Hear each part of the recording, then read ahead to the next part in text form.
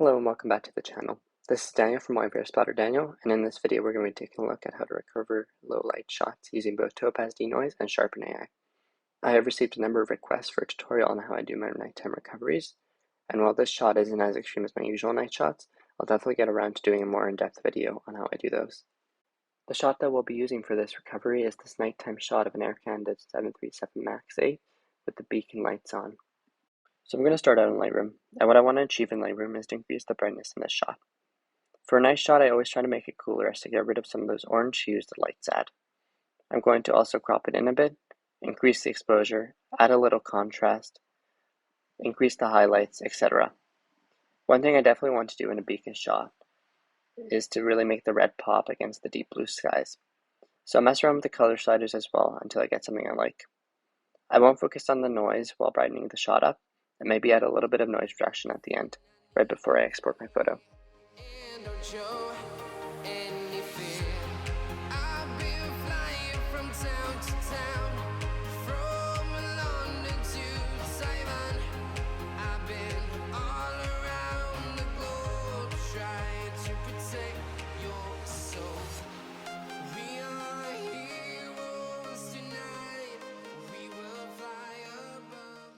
After exporting my photo from Lightroom, I move it over to Photoshop. Once in Photoshop, I'll make a copy of the layer pressing Command-J on a Mac, Control-J on PC, or by simply right-clicking the layer and pressing Duplicate. I will then go to the filter file at the top of the screen and select Topaz Denoise.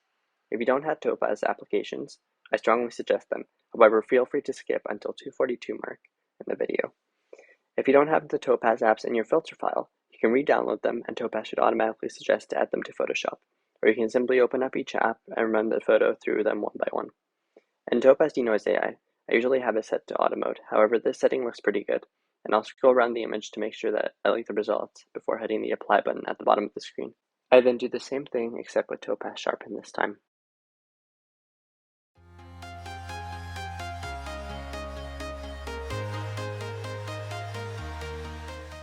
Topaz Denoise does a really good job cleaning the image up, but Sharpen AI tends to leave behind a lot of color noise. For anyone who doesn't know what that is, that's random bits of color left around in an image.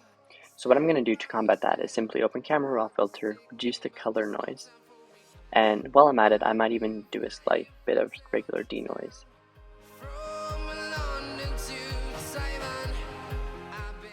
This looks about good, and so we're just going to hit OK, and then here's a before and after with Topaz Denoise and Sharpen. So now that we're done with denoising the image, we're just going to go on to make a copy of the top layer as we did before. And this time we're going to go under Files and press Convert for Smart Filters. This is very important when working with layers, as when we close Camera Raw Filter, it allows us to go back and make changes to it. I'm going to rename it Background, and then make a copy of it and rename it Mask. Then we're going to select the aircraft and mask it using whichever method you prefer. I generally like the pen tool as I think it makes the most precise selection. You can select it on the side toolbar or simply by pressing P. I go over the pen tool in my previous video, so feel free to check that out. This does take a minute, but with the power of editing, I'll skip it. So with the aircraft outline, we're just going to press Make Selection, which I highlighted in this marching ants pattern. Then we're just going to create a mask by pressing the mask button in the bottom right, as I covered in my previous tutorial. What this does is separate the aircraft from the background so we can edit it separately. This is especially good for brightening up the aircraft. Now we're going to select the background layer and add a Camera Raw filter. I'm going to add a dark gradient to the grass and one to the sky to give it a night vibe. Then we're going to make a couple of adjustments until we feel confident with what we have. If you're new to it, I strongly encourage you to explore Camera Raw filter, as it is really an amazing filter for editing your photos in Photoshop. Now we're going to go ahead and do the same thing on the mask layer. This time we're going to focus on brightening up the aircraft by making a few smaller adjustments. Then I'm going to create a new mask, and using the brush tool on high feather, I'm going to paint over the darker parts of the fuselage. The feather allows for a bit of fade, so I'll make sure that the faded parts of the brush go over the somewhat dark parts of the aircraft to create a nice equally bright aircraft. I'm going to make a few adjustments until I have a product with which I am happy.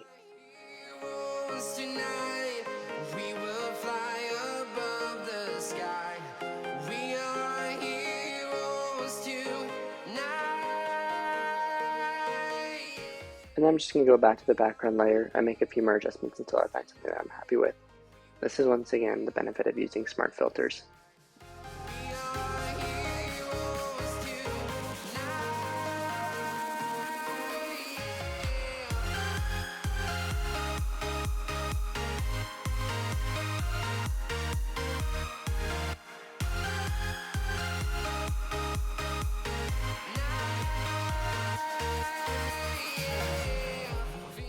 In my opinion, the ground isn't looking too good, so I'm going to change the color to a more bluish green. To do that, I'm going to select the grass by going to Select and Color Range. When the tab pops up, make sure that Select is set to Sample Colors at the top, and you have the fuzziness set to low. The Color Sample selection tool works by sampling a color and finding similar colors in the image and selecting them. Having a lower fuzziness will mean that the color will have to be closer to the specific color you've selected. Start by dragging the eyedropper tool over the grass and clicking on it, then hold down Shift and click the other parts of the grass.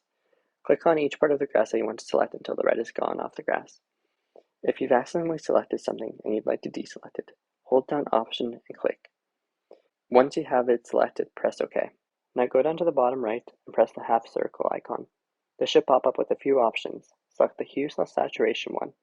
I'm going to select Colorize, and then I'm going to move the sliders until I find something that I'm happy with. Then using the mask of the hue saturation layer, I'm going to apply it to only the areas I'd like. Remember, black removes and white adds.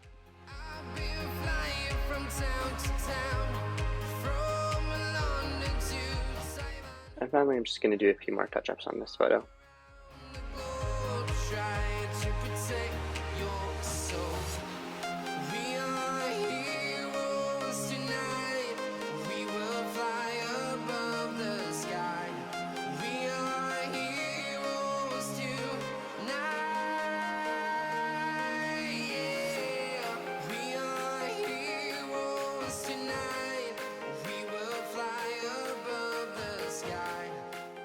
And here we are, a before and after of the image.